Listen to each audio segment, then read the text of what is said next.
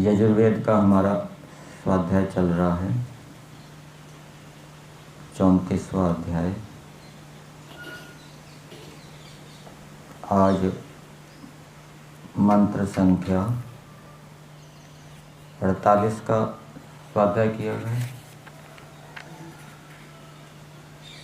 कल हमने 47 के ऊपर विचार किया था और 47वें मंत्र में परमेश्वर ने राजा और प्रजा के विद्वानों को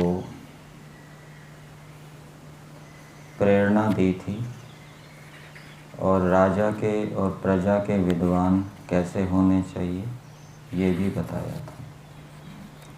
विद्वान बनने के क्या उपाय है? विद्वान बनने का उपाय क्या है? तो विद्वान बनने का उपाय बताया गया है। पहला उपाय है श्रद्धा। विद्यार्थी को जो भी बातें बताई जाए वो उनको श्रद्धा पूर्वक सुने, उन पर श्रद्धा रखे और फिर श्रद्धा रखने के बाद उन बातों को श्रद्धापूर्वक व्यवहार के अंदर लाए, ईश्वर की उपासना करे श्रद्धा से युक्त होकर, यम नियम आदि का पालन करे श्रद्धा से युक्त होकर, विद्या के लिए शास्त्रों को पढ़े, उनके ऊपर श्रवण मनन निधिध्यासन करे श्रद्धा से युक्त होकर। तो ये दोनों बातें यदि हैं, श्रद्धा भी है और पुरुषार्थ भी है, तब व्यक्ति विद्वान बनता है। और यदि विद्यार्थी में श्रद्धा नहीं है और वो पुरुषार्थ भी नहीं करता तो वो कंगाली में आटा गीले वाली बात है, वो फिर कहीं का नहीं रहता। तो ये विद्वान बनने का उपाय है। तो राजा और प्रजा के विद्वान कैसे होने चाहिए? असत्य आचरण से रहित होने चाहिए।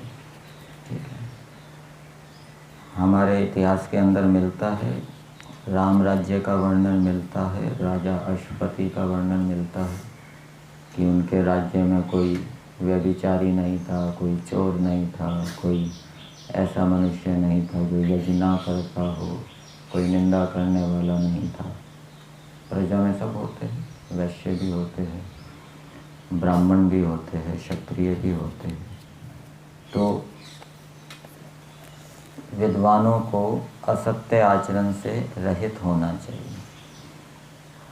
और दूसरी बात, उनको 33 देवताओं की विद्या से युक्त होना चाहिए। पृथ्वी से संबंधित विद्या।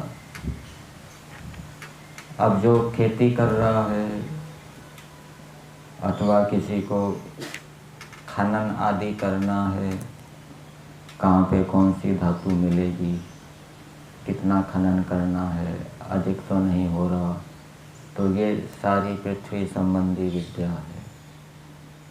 जल से संबंधी विद्या, जल का किस प्रकार से सेवन करना है, किस प्रकार से उपयोग करना है। अनेक प्रकार से जल का उपयोग किया जाता है, औषधियों के निर्माण में भी होता है, भवन के निर्माण में भी होता है, खेती में भी जल का उपयोग होता है। अधिक जल ना हो, जितना आवश्यक है उतना जल दिया जाए। स्नान और पान आदि के लिए भी जल का सेवन किया जाता है।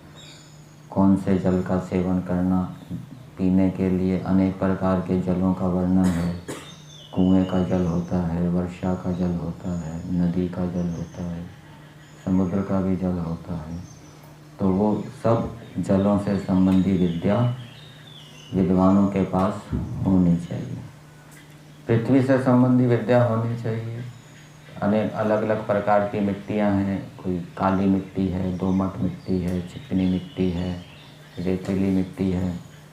तो उनकी क्या क्या विशेषताएं होती हैं, वहाँ पर यदि फसल बोई जाए तो किस प्रकार से हमें वहाँ पर खाद का उपयोग करना है, जल का उपयोग करना है, ये सारी विद्याएं विद्वानों के पास होनी चाहिए। पृथ्वी, जल, अग्नि से संबंधी विद्याएं भी होनी चाहिए। अग्नि बाहर भी है, भौतिक अग्नि भी है, यज्ञ की अग्नि भी है, और शरीर के अंदर भी अग्नि है। शरीर के अंदर अग्नि किस प्रकार से प्रज्वलित रहे, बाहर की अग्नि से हम किस किस प्रकार से उपयोग लें, तो ये अग्नि से संबंधी विद्या। वायु से संबंधी विद्या, वायु कभी बहुत तेज चलती है, आंधी तूफान आते हैं, तो उनको रोकने का क्या उपाय है। अतिवृष्टि होती है, अतिवृष्टि को भी रोकने का क्या उपाय है। ठीक है, तो शरीर के अंदर भी वायु है, शरीर के अंदर भी वायु सम अवस्था में रहे, वायु का प्रकोप ना हो। जैसे शरीर के अंदर वायु का प्रकोप हो जाता है, बाहर सृष्टि के अंदर भी वायु का प्रकोप होता है, आंधी तूफान आते हैं। तो किस प्रकार से सृष्टि के बाहर भी वायु सम अवस्था में रहे, मंद मंद वायु चलती रहे, तो वो सुख देने वाली होती है। आंधी तूफान के रूप में तेज वायु चले तो वो सुख देने वाली नहीं होती। तो वो सारी विद्याएं विद्वानों के पास होनी चाहिए, जिससे कि शरीर के अंदर और बाहर सृष्टि में भी वायु का संतुलन बना रहे। आकाश, आकाश से संबंधित विद्या। आकाश का गुण क्या है? आकाश देशा शब्द, तो ध्वनि तरंगों का भी प्रभाव पड़ता है। ऐसा बताते हैं कि ओम के जप से नशे से व्यक्ति मुक्त हो जाता है, और जो हृदय के रोगी हैं, मस्तिष्क के रोगी हैं, उनको भी 90% लाभ होता है। ध्वनि तरंगों से मृत कोशिकाओं का निर्माण होता है। तो वो केवल ध्वनि से नहीं होता, उसके साथ साथ और भी उनको आहार विहार के ऊपर उनका नियंत्रण रखा जाता है। साथ साथ में ओम आदि का जप कराया जाता है। तो आहार आदि के ऊपर नियंत्रण नहीं रखा जाएगा और केवल ओम का जप करता रहेगा, तो उससे नशे की मुक्ति नहीं हो जाएगी। तो और भी बातें रखनी पड़ती है, आहार विहार अच्छा हो, उत्तम हो, और उसके साथ साथ वो ओम का जप भी करे, तो उससे क्या है, उसके रोग, मानसिक रोग दूर होते हैं, शारीरिक रोगों पर भी प्रभाव पड़ेगा। ये आकाश से संबंधित विद्या। इसी प्रकार से आकाश, शरीर के अंदर भी आकाश होता है। हम भोजन करते हैं तो भोजन करने के बाद कितना पेट खाली रहना चाहिए, पूरा भर के खाना चाहिए या खाली रहना चाहिए। उसी प्रकार मशीन में हम कपड़े धोते हैं तो बिल्कुल भर तो नहीं देते ना कपड़ों से, बिल्कुल भर देंगे तो वो घूमेगी नहीं। मिक्सी के अंदर पूरा भर देंगे उसको, मिक्सी चलेगी नहीं। तो वहाँ पर भी कुछ अवकाश होना चाहिए, खालिस्तान। थोड़ा डालेंगे कपड़े तो वो जल्दी जल्दी अच्छी प्रकार से धुलेंगे। ज़्यादा डाल देंगे, बिल्कुल भर देंगे तो चलेंगे नहीं, अथवा अधिक मात्रा में होंगे फिर भी कपड़े अच्छी प्रकार से नहीं धुलेंगे। तो ये सारी आकाश से संबंधी विद्या भी होनी चाहिए। पृथ्वी, जल, अग्नि, वायु, आकाश, सूर्य, चंद्रमा, सूर्य से संबंधी विद्याएं होनी चाहिए विद्वानों के पास। सूर्य से किस किस प्रकार से लाभ लें, चंद्रमा से संबंधित विद्याएं होनी चाहिए। चंद्रमा से हम किस प्रकार से लाभ लें, चंद्रमा की किरणों से, और नक्षत्रों से हम किस प्रकार से लाभ लें, वो भी विद्याएं होनी चाहिए। ये तो वसु हो गए। फिर रुद्र, रुद्र प्राण हैं, प्राणों से संबंधित विद्याएं होनी चाहिए विद्वानों के पास। किस प्रकार से शरीर के अंदर जो प्राण हैं वो हमारे अनुकूल रहें, शरीर के सभी धातुओं को, अंगों को वो पुष्ट करने वाले हों, उनकी हानि करने वाली ना हो। रुद्र में जीवात्मा भी आता है, जीवात्मा से संबंधी विद्याएं भी होनी चाहिए। जीवात्मा से संबंधी विद्या, आत्मज्ञान, तो उससे भी मनुष्य विद्वान स्वयं भी कलेशों से रहित रहते हैं और दूसरों को भी कलेशों से रहित रख सकते हैं। फिर आदित्य है, आदित्य के 12 मास महीनों से संबंधित विद्या होनी चाहिए। कौन से महीनों के अंदर ऋतुएं आती है, तो ऋतुओं का क्या प्रभाव होता है, उस समय हमें किस प्रकार का आहार विहार करना चाहिए। मान लीजिए अभी वर्षा ऋतु का समय नहीं आया, अभी कौन सी ऋतु चल रही है? ग्रीष्म, लेकिन वातावरण कैसा है? वर्षा ऋतु जैसा। तो इस समय आहार विहार कैसा करना चाहिए? वर्षा ऋतु के अनुकूल आहार विहार करना चाहिए। हम ग्रीष्म ऋतु वाला आहार विहार करेंगे तो फिर वो हमारे अनुकूल नहीं होगा, ठीक है। तो वो वातावरण किस प्रकार से बना हुआ है, तो उसको ध्यान में रखते हुए हमें आहार विहार करना चाहिए। फिर 2 देवता और हैं, एक यज्ञ और दूसरा इंद्र। विद्युत, विद्युत से संबंधी विद्याएं भी होनी चाहिए। शरीर के अंदर भी विद्युत होती है, प्राण आदि जो कार्य करते हैं वो विद्युत की सहायता से करते हैं। बाहर भी विद्युत होती है, तो वो सारी विद्याएं विद्वानों के पास होनी चाहिए। तो ऐसे विद्वान जो इन विद्याओं से युक्त होते हैं, तो उनको अच्छे अच्छे औषधि आदि पदार्थों का सेवन करना चाहिए, जिससे कि उनके शरीर के अंदर सामर्थ्य बना रहे, बुद्धि के अंदर सामर्थ्य बना रहे और वो विद्या की रक्षा करें। विद्या की रक्षा किससे होती है? एक विद्या की रक्षा बताई थी, तौ रक्षति तपसा ब्रह्मचारी। ब्रह्मचारी तपस्या से तौ उन परा और अपरा विद्याओं की रक्षा करता है, ठीक है ना। विद्याओं की रक्षा करने के लिए तपस्या आवश्यक है। खान पान ठीक नहीं है, आहार विहार ठीक नहीं है, मन के ऊपर नियंत्रण नहीं है, तो वो विद्या की रक्षा कर ही नहीं पाएगा, ठीक है। मन के ऊपर नियंत्रण है, आहार विहार ठीक है, स्वास्थ्य ठीक है, बुद्धि ठीक काम कर रही है, मन एकाग्र है, तो वो विद्याओं की रक्षा कर पाएगा, उसकी आवृत्ति कर पाएगा। नहीं तो उसका मन इधर उधर भागता रहेगा। तो ऐसे विद्वानों को जो प्रजा के अंदर हैं, राजा के अंदर हैं, जो इन विद्याओं से युक्त हैं, उनको अपनी विद्याएं दूसरों को देनी चाहिए। और जैसे वो स्वयं पाप से रहित हैं, दोषों से रहित हैं, वैसे ही वो दूसरे मनुष्यों के पापों और दोषों को दूर करें और इन विद्याओं को बताएं, जिससे कि दूसरे मनुष्य भी सुखी हों। तो ये बात कल के मंत्र में 47वें मंत्र में बताई गई है। तो ऐसे जो विद्वान लोग हैं, जो सत्य आचरण से युक्त होते हैं, इन परा अपरा विद्याओं से युक्त होते हैं और दूसरे पात्रों को इन विद्याओं को देते हैं, तो वो संसार का हित करने वाले होते हैं। आज का मंत्र है एषा व स्तोमो, मंत्र संख्या 48। एषा व स्तोमो मरुत इयं गीर्मान्दार्यस्य मान्यस्य कारोः एषा यासिष्ठ तन्वे वयां विद्याम एषं वृजनम जीरदानम। इस मंत्र की भूमिका में दिया है, फिर मनुष्य लोग क्या करें, मनुष्यों को क्या करना चाहिए। जो जीवात्मा इस संसार के अंदर मनुष्य शरीर धारण करता है, तो ऐसे मनुष्य शरीरधारी जीवात्माओं को क्या करना चाहिए, वो इस मंत्र के अंदर बताया है। तो इसका उत्तर हमें भावार्थ में भी मिलेगा। भावार्थ में दिया है कि मनुष्यों को चाहिए कि सदैव प्रशंसनीय कर्मों का सेवन और शिल्प विद्या के विद्वानों का सत्कार करके जीवन, बल और ऐश्वर्य को प्राप्त होवे। तो मनुष्यों को प्रशस्त कर्मों को करना चाहिए, प्रशंसनीय कर्मों को करना चाहिए। प्रशंसनीय, जिनकी प्रशंसा की जाती है। किनके द्वारा प्रशंसा की जाती है? विद्वानों के द्वारा, दुष्टों के द्वारा नहीं।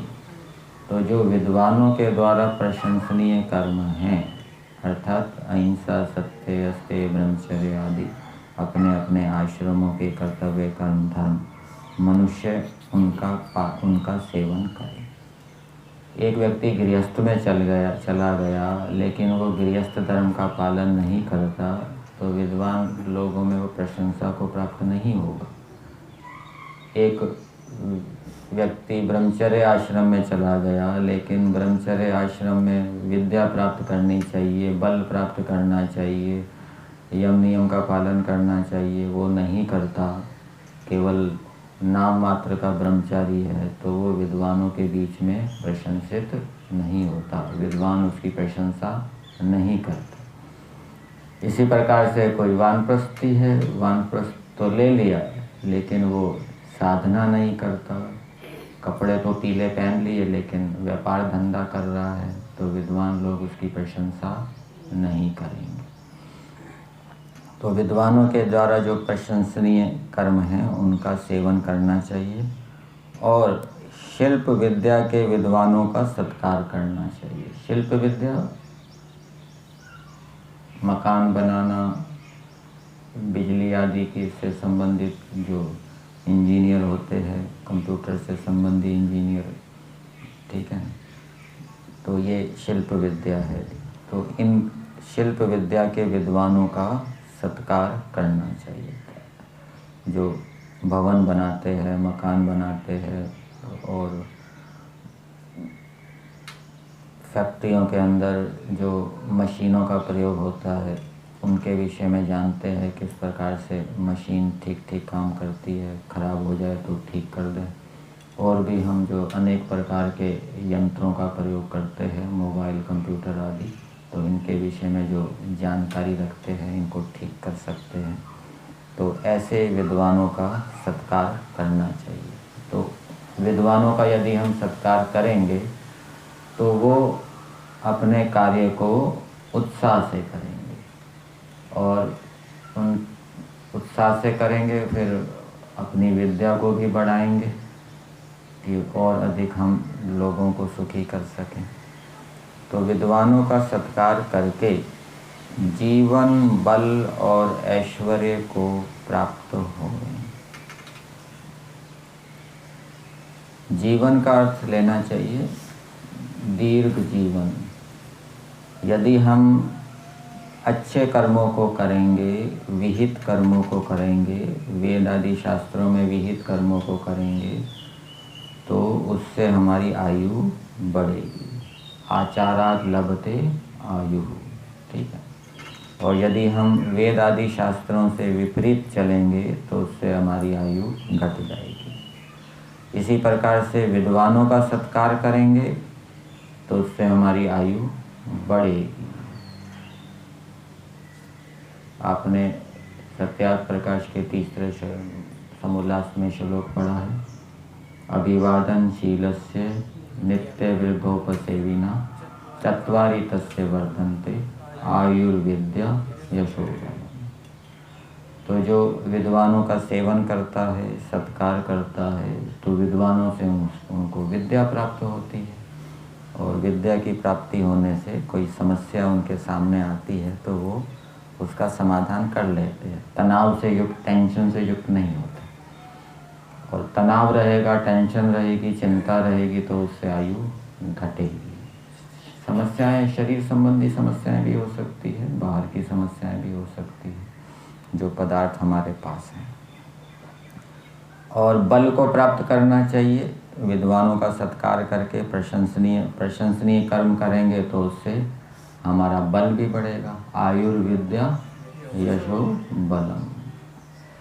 और ऐश्वर्य को प्राप्त करना चाहिए। विद्वानों का सत्कार करेंगे तो वो हमें अपनी विद्या देना चाहेंगे कि आप हमसे विद्या सीखो, और विद्वानों का तिरस्कार करेंगे तो वो अपनी विद्या नहीं देना चाहेंगे, और विद्या हमें नहीं मिलेगी तो हमें ऐश्वर्य की प्राप्ति नहीं होगी।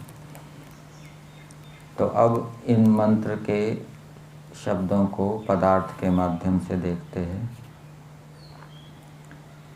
हे मरुता, मरुता का अर्थ किया है मरण धर्म वाले मनुष्य। वैसे मरुत का अर्थ वायु भी होता है।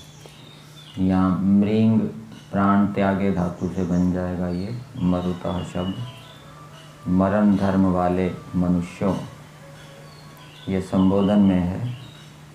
मानदार्यस्य,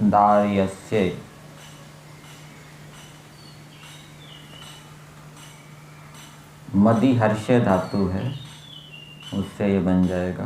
प्रशस्त कर्मों के सेवक, उदार चित्त वाले, और मान्यस्य सत्कार के योग्य, करकारोह पुरुषार्थी कारीगर का, एषः यह स्तोमः प्रशंसा, और इमम यह वाणी तुम्हारे लिए उपयोगी हो।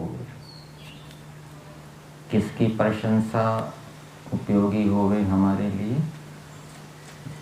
कारीगर की। कारीगर को संस्कृत में कहते हैं कारु, शिल्पी, ठीक है ना, उसको संस्कृत में कहते हैं कारु। तो जो पुरुषार्थी कारीगर है, कारीगर अनेक प्रकार के कारीगर होते हैं, ठीक है ना, भिन्न भिन्न जो यंत्रों को ठीक करते हैं।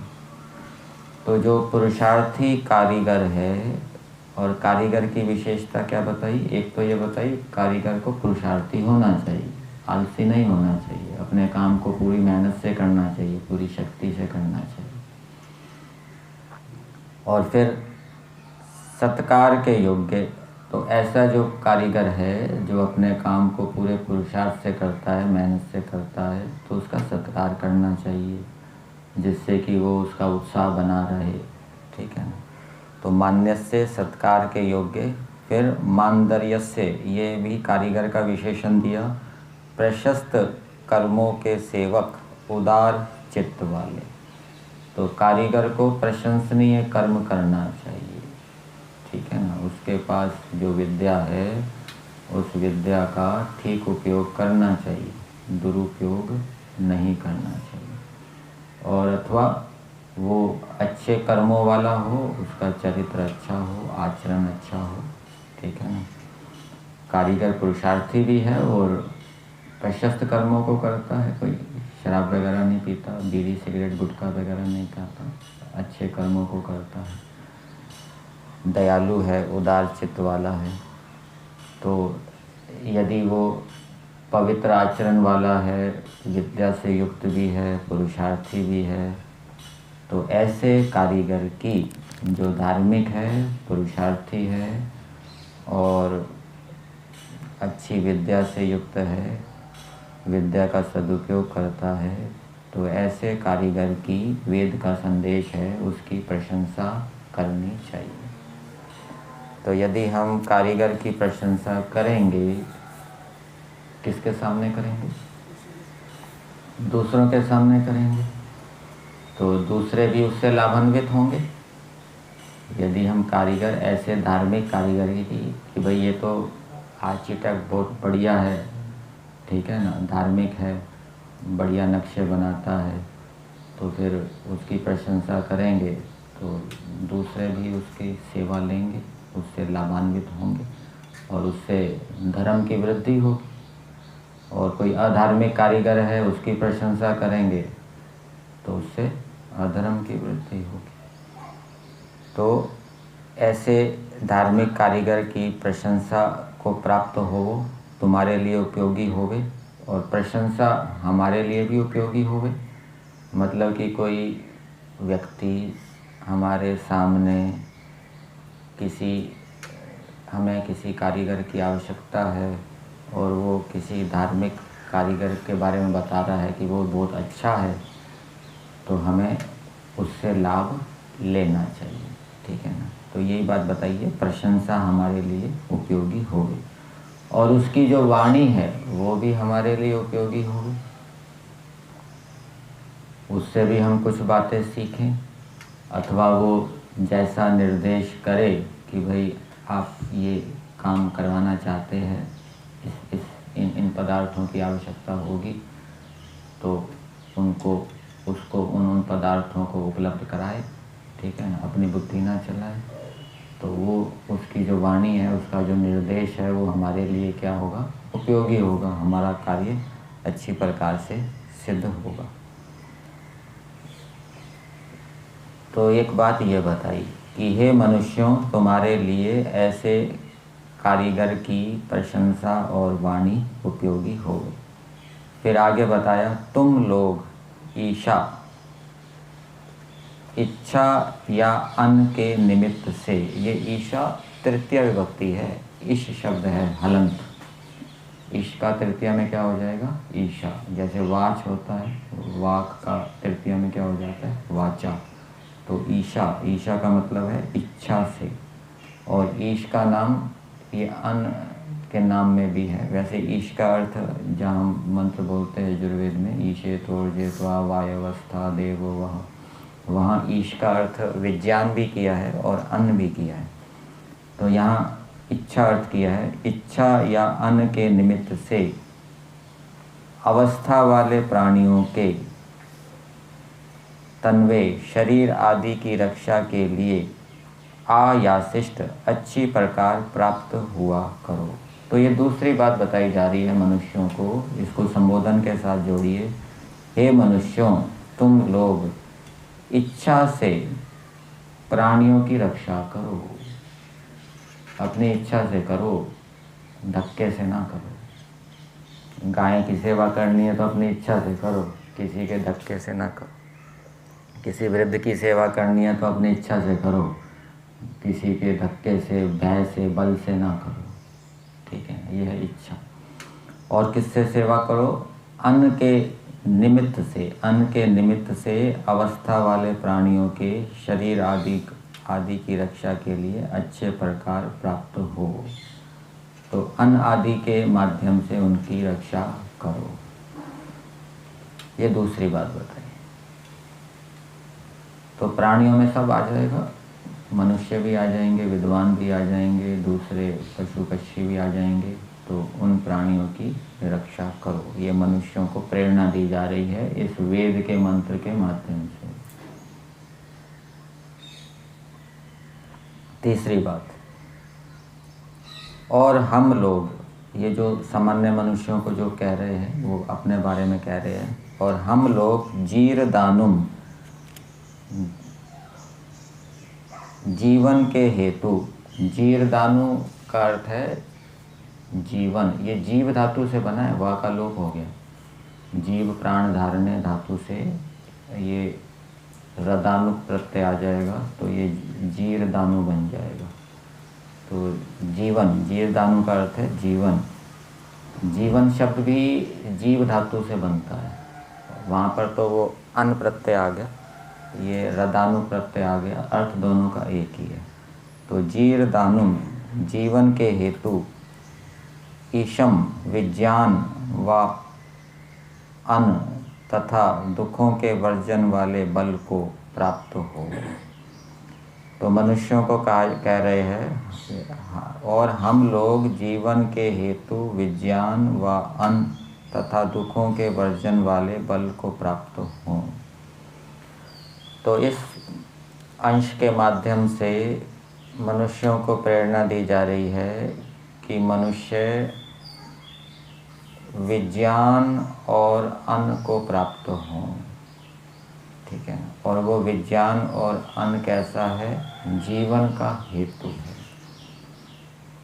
यदि अन्न नहीं होगा तो हम जी नहीं सकेंगे, और विज्ञान भी नहीं होगा, विद्या भी नहीं होगी तो भी हम जी नहीं सकेंगे। जी नहीं सकेंगे मतलब सुखपूर्वक नहीं जी सकेंगे।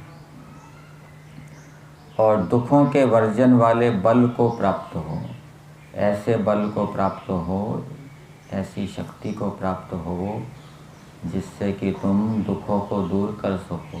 कौन से दुख सुने हैं, आध्यात्मिक दुख, आदि भौतिक दुख और आदि दैविक दुख। तो ऐसी शक्ति, ऐसे बल को प्राप्त हो जिससे कि तुम दुखों को हटा सको, दुखों को दूर कर सको। तो उसके लिए शारीरिक बल भी होना चाहिए।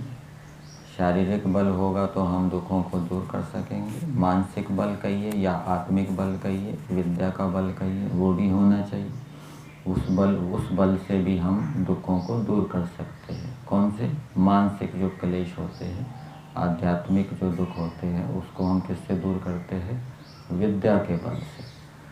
और शारीरिक क्लेश भी हम विद्या के बल से दूर करते हैं।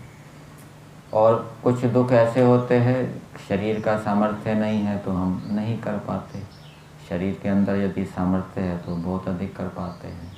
तो शरीर के सामर्थ्य से भी हमारे दुख दूर होते हैं, इच्छा का विघात नहीं होता। तो ये बल तो प्राप्त करना ही चाहिए, शरीर का बल तो होना ही चाहिए, साथ साथ में मशीनों का बल भी होना चाहिए। मशीनों के बल से भी हम थोड़े समय में बहुत अधिक कार्य कर सकते हैं, प्रजा को बहुत अधिक लाभान्वित कर सकते हैं। तो ये मंत्र के अंदर बताया है कि मनुष्यों को, जो पुरुषार्थी कारीगर हैं, शिल्पी हैं, ठीक है ना, उनका सत्कार करना चाहिए। जो धार्मिक हैं उनकी प्रशंसा को सुनना चाहिए, उनकी प्रशंसा को करना चाहिए, जिससे कि दूसरे भी लाभान्वित हो और उनका जो कार्य है वो बढ़े, धर्म की प्रवृत्ति हो, उनका उत्साह बढ़े। और अपनी इच्छा से प्राणियों की रक्षा करनी चाहिए, बल से नहीं करनी चाहिए। और अन्न आदि के माध्यम से उनकी रक्षा करनी चाहिए, स्वयं स्वतः प्रेरित होकर करनी चाहिए। ऐसे संस्कार डालने चाहिए जिससे कि परोपकार की इच्छा उत्पन्न हो, परोपकार के लाभों को जानकर, और उसके साथ साथ विज्ञान बल आदि को प्राप्त करना चाहिए और जीवन को सुखी बनाकर दूसरे मनुष्यों के जीवन को भी, दूसरे प्राणियों के जीवन को भी सुखी बनाना चाहिए। तो ये वेद का आदेश है। तो ये परोपकार का कार्य है। यदि हम पुरुषार्थी कारीगर का सत्कार करते हैं तो ये पुण्य कर्म है। यदि हम पुरुषार्थी कारीगर का सत्कार नहीं करते, धार्मिक पुरुषार्थी कारीगर का सत्कार नहीं करते, तो हमारा पाप का घड़ा बढ़ेगा। ये भी है। और उसी के साथ साथ यदि हम प्राणियों की रक्षा करते हैं तो ये पुण्य कर्माशय है, और प्राणियों की रक्षा नहीं करते तो ये पाप कर्माशय है। तो इस प्रकार से हमें यजुर्वेद के माध्यम से पाप पुण्य कर्मों को जान के अधिक से अधिक पुण्य करके अपने पुण्य कर्माशय को बढ़ाना चाहिए, और जिससे कि हमें लक्ष्य प्राप्ति में सहायता मिले।